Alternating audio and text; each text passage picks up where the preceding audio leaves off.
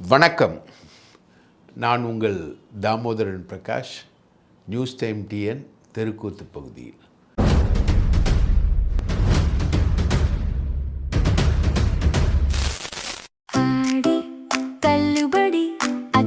பேரும் அல்லம்படி 6 முதல் 60% வரை ஆடி தள்ளுபடியுடன் சூப்பர் சரவணா ஸ்டோர்ஸ், சென்னை, மதுரை, கோவை. ரொம்ப ஒரு வித்தியாசமான ஒரு சூழலில் தான் விஜய் போயிட்டுருக்கார். ஒரு சைடில் பார்த்திங்கன்னா த்ரிஷா அவங்களுடைய ரிலேட்டிவ் பிஜேபியில் ஸ்ட்ராங்காக இருக்கார். இந்த கட்சி ஆரம்பித்ததுலேருந்து எல்லா விஷயத்தையும் மெயின்டைன் பண்ணது வரைக்கும் த்ரிஷா தான். பிஜேபியோட லிங்கில் தான் ஆரம்பிக்கிறாங்க. ரஜினிக்கு பதிலாக ஒரு ஆள் வேணும் அப்படின்னு தான் விஜய்க்கு வந்தாங்க. அதுக்கப்புறம் இப்போது பிஜேபி தனுஷ்க்கு போயிருக்காங்க, ரைட்டுங்களா? ஆனால் இந்த த்ரிஷா இப்போ ரொம்ப கடுமையான கோபத்தில் இருக்காங்களாம். இப்போ த்ரிஷாவோட ரொம்ப க்ளோஸாக இருக்கிறது யாருன்னா நம்ம ஆதவ் அர்ஜுன் ரெட்டி. அவர் தான் ரொம்ப க்ளோஸாக இருக்கார். அவரை பற்றி அவங்க மச்சான் சார்லஸ் சொல்கிறது தான் செம்ம டெம்போ மேட்ரு. இவர் 900 கோடி திமுக வாங்கிச்சுன்னு சட்டமன்றத்தில் பேசின உடனே அவர் அதுக்கு ரியாக்ஷன் பேசுகிறாரு. அந்த பேச்சை கேட்டிங்கன்னா நொந்துருவீங்க. சார், அவரை நீங்கள் நம்பாதீங்க. ஆதவ் அர்ஜுன் ரெட்டியை நீங்கள் நம்பாதீங்க. அவர் நல்லவர் இல்லை. அவர் திமுகவில் அவரை ஏன் ஒதுக்குனாங்க அப்படின்னா, அவருக்கு திமுகவை கைப்பற்றுற ஒரு ஏம் இருந்தது. திமுகவில் ஒதுங்கி அவர் வெளியில் வந்தார். அவர் எங்கே இருந்தாலும் அதை கைப்பற்றுவார். எங்கள் மார்ட்டின் குடும்பத்துக்குள்ளே எங்கள் சிஸ்டர் லவ் பண்ணாருன்னு சொல்லிவிட்டு அவரை நாங்கள் சேர்த்தோம். லவ் பண்ணதுக்கு ஒரு விலை வச்சார் அவர். அவருக்கு தொழில் வசதிகள் எல்லாத்தையுமே நாங்கள் ஏற்படுத்தி கொடுத்தோம். அவர் என்ன பண்ணார், எங்கள் குடும்பத்துக்குள்ளேயே சதி பண்ணார். அது எந்த அளவுக்கு சதினா, மார்ட்டினே அடுத்த மார்ட்டின் நான் தான் அப்படின்ற அளவுக்கு அவர் போனார். மார்ட்டின் குடும்பத்தில் அனைத்தையும் தீர்மானிக்கிறது மார்ட்டின் தான். அந்த மார்ட்டினே நான் தான் அப்படின்ற அளவுக்கு போனார். திமுகவோட இன்றைக்கி வரைக்கும் சாஃப்ட் கார்னர் வச்சுருக்கக்கூடிய ஆள் தான் மார்ட்டின்னு. ஆனால் அதெல்லாம் தாண்டி திமுகவை இன்றைக்கி இவர் அடிக்கிற அடி ரொம்ப மோசமான அடி. கேட்டால் எனக்கு எந்த தொழிலும் இல்லை, எந்த தொழிலும் இல்லைன்றாரு. அவங்க மனைவி பேரில் லாட்ரி டிக்கெட்டு, லாட்ரி கம்பெனி இன்றைக்கி வரைக்கும் நடக்குது. இந்த குடும்பத்தையே டிஸ்லாஜ் பண்ணுறதுக்கு ஒருத்தர் மூட்டி விடுறது, ஒருத்தருக்கு எதிராக ஒருத்தர் சதி பண்ண வைக்கிறது, இந்த மாதிரி எல்லா வேலையும் பண்ணுறாரு இவரை கொஞ்சம் ஜாக்கிரதையாக பார்த்துக்கோங்க. இவர் நேர்மை நல்லது அப்படிலாம் பேசுகிறது சும்மா. இவர் சான்ஸ் கிடைச்சா இவர் கை வைப்பார், திருடுவார். இவர் பணம் திருடாமல் நீங்கள் பார்த்துக்கோங்கன்றார் சார்லஸ், ரைட்டுங்களா? ஸோ அவருடைய சொந்த அனுபவம் சாதாரண மருமகனாக உள்ளே போகிறவர் அதுக்கப்புறம் அந்த குடும்பத்துக்குள்ளே பண்ண விஷயம், அப்புறம் அவருக்கு பிடிச்சமான பெண்களுக்கெல்லாம் அவர் பண்ண விஷயங்கள், அவங்க ரிலேட்டிவ்ஸ்க்கு அவர் பண்ண விஷயங்கள், அந்த குடும்பத்துக்குள்ளே இவர் தான் எல்லாத்தையும் தீர்மானிக்கக்கூடிய ஆளாக மாறுறதுக்கு இவர் பண்ண சதி வேலைகள், நடத்திய நாடகங்கள், இதெல்லாம் நம்ம அந்த சீரியல்லாம் பார்ப்போம்ல, அதை விட அதிகமாக இவர் வேலைகள் பண்ணியிருக்காரு அப்படின்னு அவர் சொல்கிறார். இப்போ இவர் த்ரிஷாவோட பேசுகிறாரு. த்ரிஷாவோட இவர் க்ளோஸாக இருக்கார். த்ரிஷா பயங்கர கடுப்பில் இருக்கிறது எதுன்னா, அந்த சங்கீதா அம்மா விவாகரத்து வழக்கை வாபஸ் வாங்கிட்டு இனிமேல் பட்டு நான் விவாகரத்து கேட்க மாட்டேன் அப்படின்ற மாதிரி ஒரு நிலையை எடுத்தது தான். ஏன்னா இப்போ முதல்வராக இருக்கக்கூடிய விஜய் விவாகரத்து வாங்க மாட்டார், விவாகரத்து கேட்க மாட்டார். ஏன்னா 2 குழந்தைங்களும் இருக்குது ஆல்ரெடி. ஒரு பையன் டைரக்டராகவே எஸ்டாப்ளிஷ் ஆகிட்டான். அந்த பையனெல்லாம் வச்சுக்கிட்டு தமிழ் சினிமா ஃபீல்டுக்குள்ளே எஸ்டாப்ளிஷ் ஆகிட்டான், தமிழ்நாட்டுக்குள்ளே எஸ்டாப்ளிஷ்ட் ஆகிட்டான். ஜேசன் சஞ்சய்னா தெரிகிற அளவுக்கு அவன் வந்துட்டான், ரைட்டா? இன்னும் அந்த பொண்ணு சாஷா தான் வரல. ஜேசன் சஞ்சய் நாளைக்கு மணிரத்னம் லெவலுக்கு, பாலச்சந்தர் லெவலுக்கு, பாரதிராஜா லெவலுக்கு வரக்கூடிய ஒரு ஸ்டஃப் இருக்கக்கூடிய ஒரு ஆளாக அவன் டெவலப் ஆகிக்கிட்டு இருக்கான். அப்போது அந்த பையன் டெவலப் ஆகி அவன் ஸ்டஃப் இருக்கிற ஆளாக அவன் வர்றதுக்கான ஒரு சூழலில் சங்கீதா மேலே வந்து விவாகரத்துலாம் இவர் வந்து கேட்குற நிலைமையில் இல்லை. அப்போது கன்ஃபார்ம் ஆயிடுச்சு. இது வந்து முழுக்க முழுக்க கன்ஃபார்ம் ஆயிடுச்சு. இதில் இன்னொரு பெரிய பிரச்சனை என்னென்னா, த்ரிஷாவுக்கு அந்த அம்மா வந்து முழுக்க முழுக்க ஆர்எஸ்எஸ் ஆள். அந்த அம்மா பிராமின். நம்ம நேற்று சொன்னோம் இல்லையா, 36 எம்எல்ஏக்கள் சீட் வந்து த்ரிஷா சொன்ன ஆளுக்கு தான் கொடுத்துருக்காங்க. அதில் 6 பேர் மந்திரி, ரைட்டுங்களா. 36 எம்எல்ஏக்கள் த்ரிஷா ஆட்கள் இருக்காங்க. 6 பேர் அதில் மந்திரியாக இருக்காங்க. த்ரிஷாவோட வந்து பெருசு, ரைட்டுங்களா. இதெல்லாமே வந்து த்ரிஷா வந்து எதிர்காலத்தில் நான் சிஎம் ஆகணுன்றது அந்த அம்மாவுடைய ஆசை. அந்த அம்மா ஏற்கனவே பேட்டியில் சொல்லியிருக்காங்க. அடுத்தடுத்தத்தில் என்னெல்லாம் பண்ணலான்னு இருக்கீங்க? நான் சிஎம் ஆகணும். நிஜமாவா? நிஜமா சொல்றேங்க. டெஃபினெட்லி. அரசியலியா இல்ல சினிமாலயா? நீங்க பாருங்க ஒரு 10 வருஷத்துல. சரி, 10 வருஷம் கழிச்சு வரப்போற சிஎம் என்னெல்லாம் பண்ண போறீங்க சொல்லுங்க பாப்போம். முதல்ல நீங்க ஓட்டு போடுங்க, அப்புறம் நான் சொல்றேன். அதனால இப்போ பிஜேபியோட எப்படியாவது ட்ராக் போட்டு போகணுன்றதான் த்ரிஷாவோட எய்ம் எல்லாமே அதான் இருக்குது. ஆனால் இவர் என்ன பண்ணுறாரு, அதுக்கு நேர் ஆப்போசிட்டாக பண்ணுறாரு. இவர் வந்து முதல்வர் ஆன பிறகு இவர் தன்னை வந்து ஜோசப் விஜய்ன்னு ஐடென்டிஃபை பண்ணுறாரு. நான் ஒரு கிறிஸ்டியன்னு. இப்போது தென் மாநிலங்களில் ஏற்கனவே கிறிஸ்தவ முதலமைச்சராக இருந்தது வந்து ஜெகன்மோகன் ரெட்டி, அவங்க அப்பா, ரைட்டுங்களா. 2 பேர் தான் வந்து கிறிஸ்டின் முதலமைச்சராக இருந்தார். முதலமைச்சர்களாக இருந்தவங்க ஆந்திராவில், ரைட்டுங்களா. அதுக்கப்புறம் உம்மன்சாண்டி, கேரளாவில் உம்மன்சாண்டி, ஏகே ஆண்டனி முன்னாடி, ரொம்ப நாள் முன்னாடி. அதுக்கப்புறம் கிறிஸ்டின் முதலமைச்சர்கள் வந்து சவுத்தில் வந்ததே கிடையாது. பிஜேபியில் ஆல் இண்டியா லெவலில் ஒரு முஸ்லீம் எம்பி கூட கிடையாது, முஸ்லீம் அமைச்சரும் கிடையாது. அந்தளவுக்கு அவங்க வந்து முஸ்லீம் கிறிஸ்டின் விஷயத்தில் கவனமாக இருக்காங்க அவங்க, ரைட்டுங்களா. இப்போ அஜித் தோவல்னு ஒருத்தர் செக்யூரிட்டி அட்வைசராக இருக்கார். அவர் பென்டிகாஸ்ட்னு சொல்லுவாங்க, கிறிஸ்துவ மதத்தை சார்ந்தவங்க. ஆனால் அவர் அஜித் தோவலாக தான் இருக்காரே தவிர அவர் பென்டிகாஸ்ட்னு தன்னை ஐடென்டிஃபை பண்ணதே கிடையாது. இந்த மாதிரி இந்த மைனாரிட்டி விஷயத்தில் வந்து ரொம்ப கேர்ஃபுல்லாக இருக்கக்கூடிய கட்சி வந்து பிஜேபி. நார்த்தில் வந்து இந்துக்களை வந்து முஸ்லீம்களுக்கு எதிராக திரட்டுறது தான் அவங்க வேலையே. அது வந்து உங்களுக்கு அஸ்ஸாமு மாதிரி மாநிலங்களில், வெஸ்ட் பெங்காலில் கூட பக்கத்தில் பங்களாதேஷ் இருக்கிறதுனால பங்களாதேஷ் முஸ்லீம்ஸோட பாப்புலேஷன் வந்து அதிகமாகிக்கிட்டே போகுது. நீங்கள் வந்து அஸ்ஸாமில் பார்த்தீங்கன்னா 34% பாப்புலேஷன் வந்து பங்களாதேஷ் முஸ்லீம்ஸோட பாப்புலேஷன் வந்து அதிகமாக இருக்குது. அதை வச்சு தான் அஸ்ஸாமில் வந்து அவங்க ஆர்கனைஸ் பண்ணுறாங்க, ரைட்டா. ஹேமந்த சர்மான்னு ஒருத்தரை வச்சு அங்கே ஆர்கனைஸ் பண்ணுறாங்க, இங்கே இன்னொருத்தரை வச்சு ஆர்கனைஸ் பண்ணுறாங்க பங்காலில். அங்கெல்லாம் சக்ஸஸ்ஃபுல்லாகுது. அங்கே வந்து முஸ்லீம்ஸ்க்கும் ஹிந்துஸ்க்குமான விஷயம் என்பது வேறு. மற்ற சவுத்தில் வந்து அந்த விஷயம் என்பது வேறு, ரைட்டுங்களா. திராவிடியன் ஐடியாலஜியே வந்து ஆரியன் இன்வேஷனுக்கு எதிராக ஆன்டி பிராமின் விஷயத்தோட ஆன்டி இந்துத்துவத்துக்கு எதிரான ஒரு விஷயந்தான் திராவிடியன் ஐடியாலஜி. இந்த திராவிடியன் ஐடியாலஜியை தூக்கி பிடிக்கிறது தான் திமுக. அதுக்கு ஆன்டியாக வரேன்னு சொல்லிட்டு இவர் என்ன பண்ணுறாரு, முழுக்க முழுக்க கிறிஸ்டியன் ஐடென்டிட்டியில் வர்றார். நிதி அமைச்சர் வந்து ஜெபமாலையோட இயேசு கிறிஸ்து உருவத்தோட பட்ஜெட்டை தாக்கல் பண்ணுறாரு. மரி ஏ வில்சன் ஒரு எம்எல்ஏ சட்டமன்றத்தில் கேட்குறாரு, ஏம்மா தமிழ் வந்து சரியாக பேசுங்க, நீங்கள் வந்து ஆங்கிலத்தில் புலமை வாய்ந்தவர்களாக இருக்கீங்க, தமிழை சரியாக பேசுங்க அப்படின்னு கேட்குறாரு திமுக சட்டமன்ற உறுப்பினர். அதுக்கு பதில் சொன்ன மரிய வில்சனுடைய இது வந்து பார்த்திங்கன்னா அப்படியே பிஜேபி வந்து இந்துத்துவா பற்றி பேசுகிற மாதிரி தான் இவர் பேசினார். நான் தமிழ் எனக்கு அதிகமாக வராது, நான் படித்த லாங்குவேஜ் வந்து கிறிஸ்துவம், நான் படித்தது வந்து பைபிளில் வந்து முழுக்க முழுக்க அன்பை போதிச்சிருக்கு, நீதியை போதிச்சிருக்கு, எல்லாத்தையும் போதிச்சிருக்காங்க.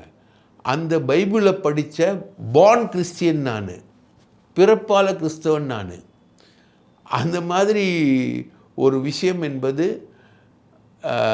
நீங்கள் எந்த மொழியில் பேசினாலும் எந்த மொழியில் படித்தாலும் பைபிளில் படித்த அளவுக்கான அன்பையும் நீதியையும் போதிக்கக்கூடிய விஷயங்கள் கிடையாது.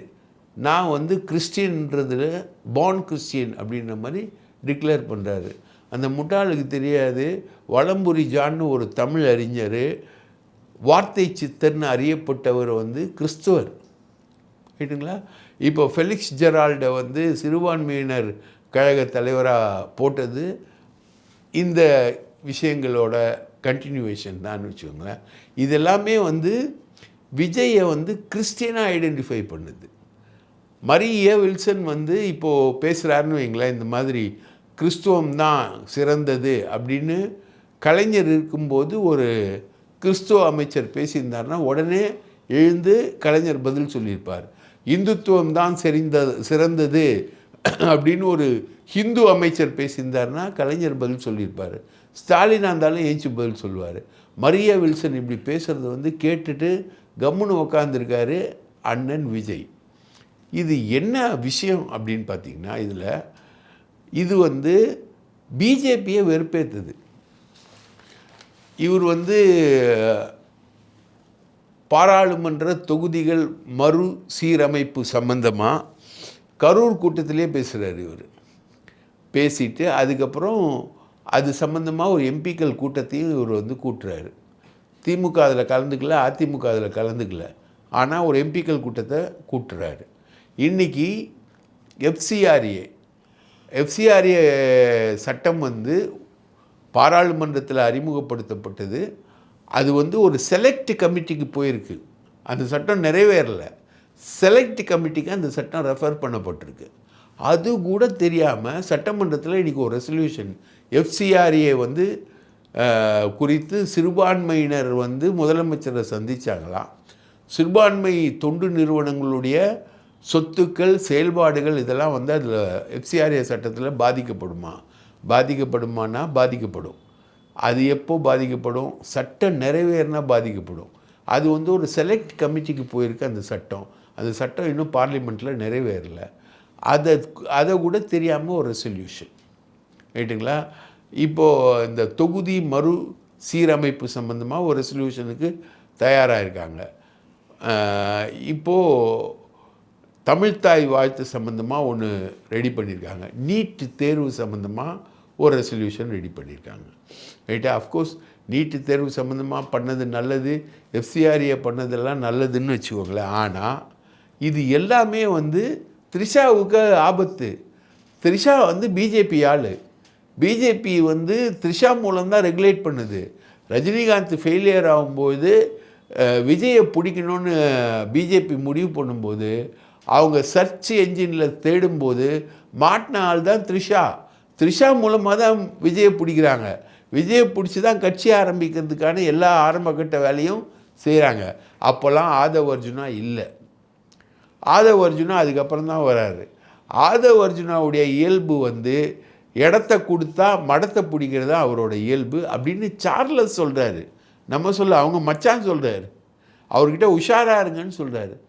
அவர் வந்து இப்போது அவங்களுக்கு வந்து அமலாக்கத்துறை கேஸ் இருக்குது, ஏகப்பட்ட கேஸ் இருக்குது. லாட்ரி ப்ரொஃபஷனில் அவங்க இருக்கிறதுனால அமலாக்கத்துறை, இன்கம் டேக்ஸ் ஏகப்பட்ட கேஸ் இருக்குது. இப்போ உதயநிதி பதிவு பண்ணிட்டார் இல்லைங்களா? உங்கள் மேலேயும் இன்கம் டேக்ஸ் கேஸ் இருக்குது, அமலாக்கத்துறை கேஸ் இருக்குது அப்படின்றத அவர் வந்து பதிவு பண்ண. நீங்கள் ஏன் பயந்து நடுங்குறீங்க அப்படின்னா, நாங்கள் உங்களை மாதிரி பயந்து நடுங்கல, வீட்டுக்கு இடி வருமா ஐடி வருமானு பயந்து நடுங்களேன்னு ஒரு அமைச்சர் சொல்லும்போது உதயநிதி ஏஞ்சி உங்கள் மேலேயும் அமலாக்கத்துறை வழக்கு இருக்குது, ஐடி வழக்கு இருக்குது, சிபிஐ வழக்கு இருக்குதுன்னு பதிவு பண்ணுறாரு அவர். ரைட்டுங்களா?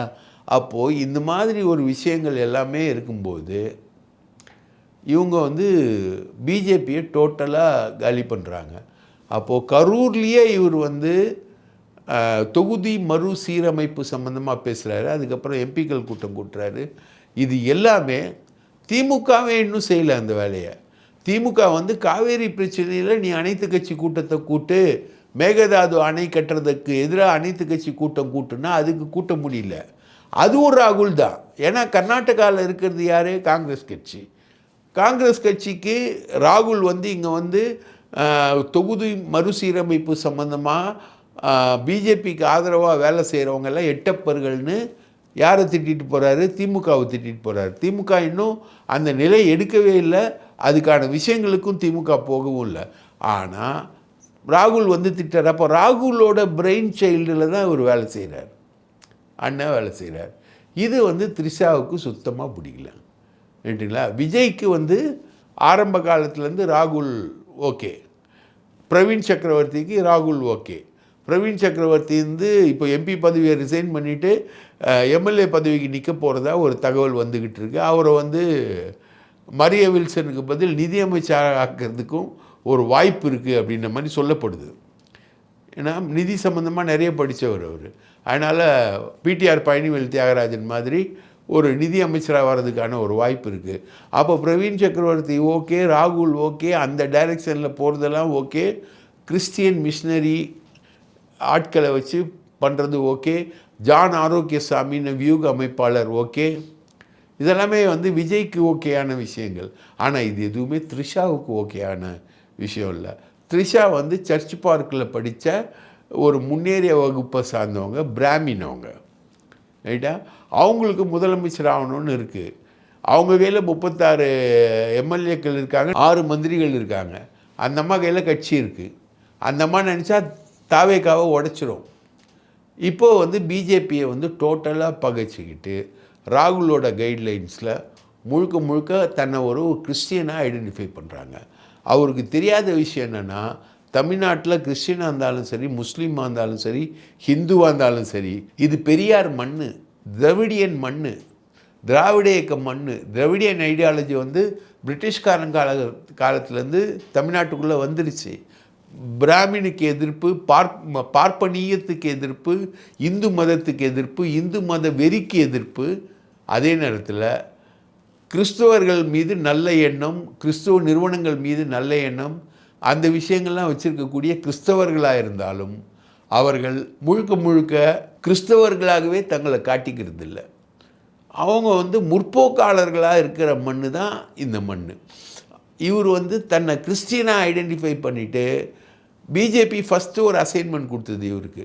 நீங்கள் வந்து திமுகவுடைய ஸ்ட்ராங் ஹோல்டான கிறிஸ்தவ முஸ்லீம் வாக்குகளை வந்து கிறிஸ்டியனாக உன்னை ஐடென்டிஃபை பண்ணிக்கோ, முஸ்லீமாக உன்னை ஐடென்டிஃபை பண்ணிக்கோ. கிறிஸ்டினாக நீ ஐடென்டிஃபை பண்ணினா கிறிஸ்டியன் இருக்கிற இடத்துக்கு முஸ்லீமும் வருவான். அதனால் 2 பேரும் சேர்ந்து நீங்கள் வந்து திமுகவுடைய வாக்குகளை பிரின்னு முதல் அசைன்மெண்ட்டு. அது முதல் அசைன்மெண்ட்டு முடிஞ்சு போச்சு. ரப்பரை போட்டு அழிச்சாச்சு. 35% வாக்குகளை வாங்கியாச்சு, ஜெயிச்சாச்சு, முதல்வர் ஆகியாச்சு. இப்போ எதுக்கு மரியா வில்சன் வந்து அந்த பேச்சை பேசணும்?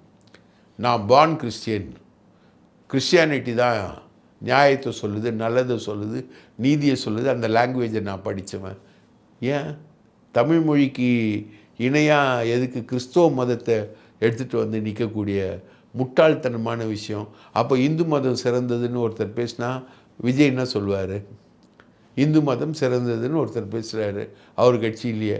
அப்போ விஜய் என்ன சொல்லுவார்? எத்தனையோ பேர் எம்எல்ஏக்கள் பொட்டு வச்சுக்கிட்டு விபூதி வச்சுக்கிட்டு தான் சட்டமன்றத்துக்கே வரான். மந்திரிகளே பொட்டு வச்சுட்டு விபூதி வச்சுக்கிட்டு தான் வராங்க சட்டமன்றத்துக்கு. ராதன் பண்டிட் வெற்றிவேல்னு ஒரு ஜோசியரை கூட வச்சுருக்காரு. அந்த ஜோசியர் பண்ணாத விஷயம் இல்லை. அவருக்கு பலன் சொல்லக்கூடிய ஜோசியர் ஒருத்தர் திண்டிவனத்தில் இருக்கார், அவர் பண்ணாத விஷயம் இல்லை. அதெல்லாம் நம்புகிற சாய்பாபாவும் நம்புறீங்க, ரைட்டுங்களா? ஜெயிச்ச உடனே திருச்செந்தூர் கோயிலுக்கு போகிறீங்க, எல்லா வேலையும் பண்ணிவிட்டு இந்த வேலையும் பண்ணுறது வந்து முழுக்க முழுக்க பிஜேபியை டோட்டலாக ஆன்டகனைஸ் பண்ணிகிட்ருக்கு. பிஜேபி வந்து டோட்டலாக ஆன்டகனைஸ் பண்ணுறதோடு மட்டும் இல்லை, நீங்கள் இந்த மாதிரி கிறிஸ்டியன்ற ஒரு ஐடென்டிட்டியை காமிச்சிங்கன்னா ஹிந்துத்துவ வெறியை உருவாக்கக்கூடிய வேலையை செய்கிறீங்க. அதனால தான் உங்களை வந்து எடுத்த உடனே இந்த வேலையை நீங்கள் செய்வீங்க, நீங்கள் யாருன்றதுனால தான் எச் ராஜா வந்து முதல்ல எடுத்தோன்னே உங்களை ஜோசப் விஜய்னு ஐடென்டிஃபை பண்ணார். அவர் இப்போ பேசுகிறது இல்லை அந்த மாதிரி அப்படின்னாலும். ஆனால் உங்களை அந்த மாதிரி ஐடென்டிஃபை பண்ணதுக்கு காரணம் என்னென்னா உங்களுக்கு எதிராக இந்துத்துவ உணர்வுகளை வளர்க்கிறது தான். ஆனால் என்ன நடந்தாலும் சரி, தமிழ்நாட்டில் பிஜேபி அண்ணாமலை இத்தனை கட்சிகளை கூட்டு சேர்ந்து வந்தாலும் தமிழ்நாட்டில் பிஜேபி ஜெயிக்கலை. ஆனால் இந்த உணர்வுகளை தூண்டி விடுற வேலைன்றது தமிழகத்துடைய பாலிடிக்ஸில் இதுவரைக்கும் யாரும் செய்யாத விஷயம். எந்த முதலமைச்சரும் தமிழ்நாட்டில் இதுவரைக்குமே தங்களை வந்து மத ரீதியாக தங்களை ஐடென்டிஃபை பண்ணிக்கிட்டதே கிடையாது. முதல் முறையில் அந்த ஆபத்தான வேலையை விஜய் வந்து பண்ணுறாரு, ஏ வில்சன் பண்ணுறாரு. இது வந்து ரொம்ப மிகவும் ஆபத்தான விஷயம். இது வந்து பிஜேபியை வளர்க்குறது கிரவுண்டில். இன்னொன்று பிஜேபி ஆட்சிக்கிட்டேருந்து அட்டாக்கை எதிர்பார்க்கறது. அவங்க வெயிட் பண்ணிக்கிட்டு இருக்காங்க. என்ன தான் தலைமைச் செயலாளர் சாய்குமாரை வச்சு நீங்கள் வந்து சமாளிச்சுட்டு பிஜேபியை சமாளிச்சுக்கிட்டு இருந்தாலும் உங்களுக்கு எதிரான தாக்குதலை பிஜேபி கொண்டு வரும். ரைட்டுங்களா? இதை வந்து தூண்டி விட்டு த்ரிஷாவோட பேசி இதை தூண்டி விட்டு இதில் ஒரு சதி பண்ணி எல்லா வேலையும் பண்ணுறதுக்கு நான் அண்ணன் ஆதவ் அர்ஜுனா தயாராக இருப்பார்னு அவங்க மச்சான் சார்லஸே சொல்கிறாரு. அவர் எந்த இடத்துக்கு போனாலும் அதோட ஹீரோவாகிறதுக்கு தான் அவர் ட்ரை பண்ணுவார். இன்னொன்று திருடுவார். அவர் வந்து திருடாமல் விஜய் பார்த்துக்கணுன்றார். ஸோ ஆதவ் அர்ஜுனா, த்ரிஷா, ரைட்டா, இந்த சைடில் ஏ வில்சன், விஜய், ஜோசப் விஜய், ரைட்டா, தாவேக்காக்குள்ளே இருக்கக்கூடிய த்ரிஷாவோட செல்வாக்கு, இது எல்லாமே வந்து விஜய்க்கு ஒரு மிகப்பெரிய சோதனையாக வந்திருக்கு அப்படின்றத நம்ம சுட்டி காட்ட விரும்புகிறோம். அப்புறம் ஒரு முக்கியமான அமைச்சருங்க, அவர் பேர் வந்து தென்னரசு. அவருக்கு பாஸ்போர்ட்டே இல்லை. படப்பை குணாவோட ரொம்ப நெருக்கமான ஆள். அவருக்கு வந்து பாஸ்போர்ட்டே இல்லை. சேட்டுன்னு ஒருத்தன், போந்தூர் சேட்டுன்னு ஒருத்தன் காஞ்சிபுரத்தில், அவனோட சேர்ந்து எல்லா வேலையும் பார்த்தவர். அவருக்கு பாஸ்போர்ட்டே இல்லை. அயலகத்துறை அமைச்சரான் அவர். அந்த அளவில் அவர் வந்து இருக்கார். இன்றைக்கி ஹைகோர்ட்டு செம்ம ஒரு கண்டனம் தெரிவிச்சிருக்கு விஜயை. தீகா ஊர்வலத்துக்கு பர்மிஷன் கொடுக்கல. அது மோட்டர் பைக் ஊர்வலம். நீதியரசர் லட்சுமி நாராயணன் கிட்ட கலிப்பூங்குன்றன்னு ஏன் எங்கள் ஊர்வலத்துக்கு பர்மிஷன் கொடுக்கல, அது வந்து நீட் எதிர்ப்பு, முற்பட்டோருக்கு இடஒதுக்கீடு கொடுக்குறாங்கள 10%, அதை எதிர்த்த ஊர்வலம், எங்கள் ஊர்வலத்துக்கு பர்மிஷனே கொடுக்கல அப்படின்னு போன உடனே அவர் கேட்டாராம் லட்சுமி நாராயணன், அவங்க ஊர்வலம் போகிறாங்க, அவங்க பைக்கில் போகிறாங்க, பைக்கில் போகிறதுக்கு பெட்ரோல் நீங்களா போடுறீங்க? பொதுவான ஒரு கோரிக்கைக்கு ஹெலிகாப்டர் ஊர்வலமாக நடத்த முடியும், பைக் ஊர்வலம் தானேங்க நடத்த முடியும். போட்டு பிச்சு பின்னி எடுத்திருக்காங்க. இவங்க சொன்னது டிராஃபிக் அதிகமாகிடும், அதனால தான் பர்மிஷன் கொடுக்கலன்னு சொல்கிற அளவுக்கு இவங்க வந்து இது பண்ணியிருக்காங்க. இப்போது டிஜிபியாக இருக்கார் அமல்ராஜ், அவர் ஏடிஜிபியாக இருக்கார், அவர் வந்து டிஜிபி ஆகிடுவார். அடுத்து சட்டம் ஒழுங்கு டிஜிபியாக 2031 வரைக்கும் அவர் ரிட்டையர்மெண்ட் ஆகிற வரைக்கும் இப்போ கமிஷனராக இருக்கார், சென்னை நகர கமிஷனராக. அவர் டிஜிபியாக கண்டினியூ ஆகிட்டு இப்போ இருக்கக்கூடிய டிஜிபி மகேஷ்குமார் அகர்வாலுக்கு 2028 பீரியட் முடியுது. 2 இயர்ஸ் டிஜிபியாக இருக்கணுன்றதுனால 26-28 முடியுது. ஆனால் அவருக்கு 2032 வரைக்கும் சர்வீஸ் இருக்குது. லாங் சர்விங் டிஜிபியாக அவர் இருக்கலாம். ஆனால் அவரை ஓவர்டேக் பண்ணிவிட்டு அவர் இடத்த பிடிக்கிறதுக்கு நம்ம சென்னை நகர கமிஷனர் வந்து காய் நவுத்திட்டு இருக்கிறதா ஒரு தகவல்னு வச்சுக்கோங்களேன். அரசு ஊழியர்களுடைய பென்ஷன் ஸ்கீமை முழுசாக காலி பண்ணி வெளுத்தெடுத்து மோசம் பண்ணியிருக்காருங்க. அரசு ஊழியர்கள் அலறாங்க. இவங்க எல்லாம் வந்து சிபிஎம் சிபிஐ கட்சியில் இருக்கக்கூடிய ஆட்கள். இவங்க தான் வந்து திமுக ஆட்சியுடைய கடைசி கட்டத்தில் திமுகவுக்கு பெரும் பிரச்சனை பண்ணவங்க இந்த அரசு ஊழியர்கள் தான். இப்போது அந்த 2 கட்சியும் வந்து தாவேக்காவை ஆதரிக்குது. இப்போ அந்த கட்சிக்குள்ளே டெய்லி சண்டை. அரசு ஊழியர்கள் சங்கங்கள் தோழர்கள் வந்து எங்களுக்கான பென்ஷன் திட்டத்தில் விளையாடிட்டாங்க, அந்த ஒட்டுமொத்தமான நிதியே காலி பண்ணிட்டாங்க இவங்க. எப்படிங்க இது? திமுக அரசு கொடுத்த பென்ஷன் திட்டத்தை இவங்க காலி பண்ணதை எப்படி ஏற்றுக்க முடியுன்ற கேள்வி வந்து பெருசாக போயிட்டுருக்கு. அதாவது திமுக என்னென்ன செஞ்சதோ அதால் என்னென்ன கனவுலையும் செய்ய முடியாதோ அதெல்லாம் செய்கிறாங்க. உதாரணத்துக்கு தமிழ்நாடு ஹவுசிங் போர்டு, அதை வந்து ப்ரைவேட்டைஸ் பண்ணுறாங்க. தமிழ்நாடு ஹவுசிங் போர்டை யாராவது ப்ரைவேட்டைஸ் பண்ண முடியுங்களா? தமிழ்நாடு வீட்டு வசதி வாரியன்றது வந்து இந்த ரியல் எஸ்டேட் முதலைகள்கிட்டேருந்து மிடில் கிளாஸை பாதுகாக்கிறதுக்காக உருவாக்கப்பட்டது. அதை வந்து ப்ரைவேட்டைசேஷன் பண்ணிக்கிட்டு இருக்காங்கன்னு வச்சுக்கோங்களேன். இன்றைக்கி சட்டமன்றத்தில் நிறைய இன்ட்ரெஸ்டிங்கான விவாதங்கள்லாம் இருந்தது. பார்த்திங்கன்னா ஓபிஎஸ்க்கும் செங்கோட்டையனுக்கும் நடந்த விவாதம். ஓபிஎஸ்ஸை பார்த்து இடத்த மாறி போயிட்டீங்க, அதனால் நீங்கள் பேசுகிறீங்கன்னு செங்கோட்டையன் சொன்ன முதல்ல இடத்த மாற்றினது நீங்கள் தான் அப்படின்னு ரிவர்ஸில் வந்து ஓபிஎஸ் அவரை வந்து அடித்து இது பண்ணால். அதுக்கப்புறம் குதிரை பேரம்ன்ற ஒரு விஷயத்தை வந்து எடப்பாடி பழனிசாமி அவரோட கஷ்டத்தை சொல்கிறார். எங்கள் கட்சியில் ஜெயிக்கிறதுக்கு ஒரு தொகுதியில் ஜெயிக்கிறதுக்கு 6000 பேர் ஒர்க் பண்ணோம், ஜெயிச்சு எம்எல்ஏ வந்தவொடனே ராஜினாமா பண்ணிவிட்டு அவனை தூக்கிட்டு போகிறது எந்த விதத்தில் நியாயம், இதில் குதிரை பேரம் அப்படின்னோடனே அதுக்கேற்ற மாதிரி விஷயங்கள்லாம் சட்டமன்றத்தில் பரவிச்சு. சட்டமன்றம் இந்த வகையில் ஒரு இன்ட்ரெஸ்டிங்கான ஒரு விஷயமாகவே தான் போய்கிட்டு இருக்கு அப்படின்றது தான் ஒரு விஷயம். ரைட்டுங்களா? இப்படி எதுவுமே இலக்கு கிடையாது, எந்த இலக்கும் கிடையாது. இப்போது தன்னை கிறிஸ்டியன் ஐடென்டிஃபை பண்ணிட்டு போகிற விஜய் வந்து பெரியாரையும் வச்சுருக்காரு கூடவே. கிறிஸ்டியானிட்டி இந்த ஐடென்டிஃபிகேஷன் இந்த விஷயங்கள் இதெல்லாம் வந்து ஒரு விதத்தில் போனால் பெரியாரை கையில் எடுப்பார். இப்போது ராகுல் காந்தி க்ளோஸாக இருக்கனால ராகுல் காந்தி சொல்கிறதெல்லாம் கேட்டுக்கிட்டே ஒரு போய்கிட்டு இருக்காரு. இதில் இவங்களுடைய முக்கியமான விஷயம் என்னென்னா, திமுக வந்து பாஜகவோட ரொம்ப க்ளோஸாக இருக்குது அப்படின்றத இவங்க எஸ்டாப்ளிஷ் பண்ணணுன்னு நினைக்கிறாங்க. திமுகவும் பாஜகவும் ரகசிய கூட்டு அப்படின்றத எஸ்டாப்ளிஷ் பண்ணுறது தான் நினைக்கிறாங்க.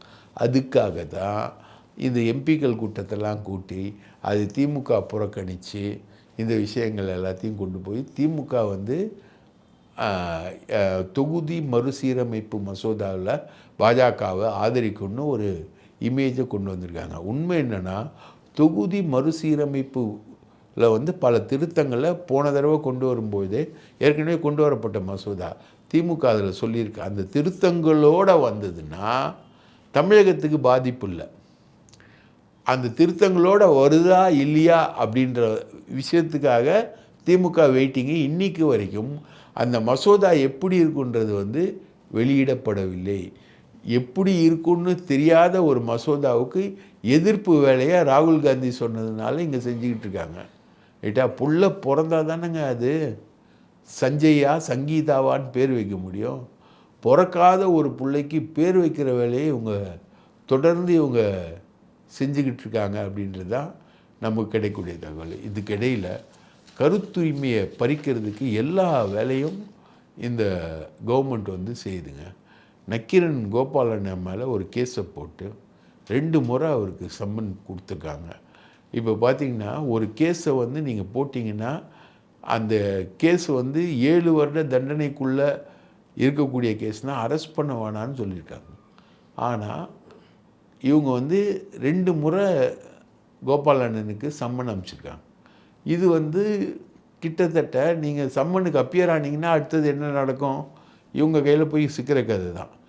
ரைட்டுங்களா? அவர் வந்து முன்ஜாமீனுக்காக அவர் ஃபைட் பண்ணிக்கிட்டு இருக்காரு ஹைகோர்ட்டில். அவரை வந்து கிட்டத்தட்ட செயலை வைக்கக்கூடிய வேலையில் இவங்க வந்து இறங்குறாங்க. இப்போ எதை வேணால் செய்வாங்கங்க. இது அதுக்கெல்லாம் எல்லையே இல்லைங்க இவங்களுடைய செயல்பாடுகளில். அதுதான் இன்றைக்கி நடக்குது. இன்றைக்கி கோபாலண்ணனுக்கு நடந்தது நாளைக்கு யாருக்கு வேணால் நடக்கலாம். அதுதான் இவங்களுடைய செயல்பாடோட நிலை. இதை வந்து மக்கள் தான் நீங்கள் புரிஞ்சுக்கணும். நன்றி, வணக்கம்.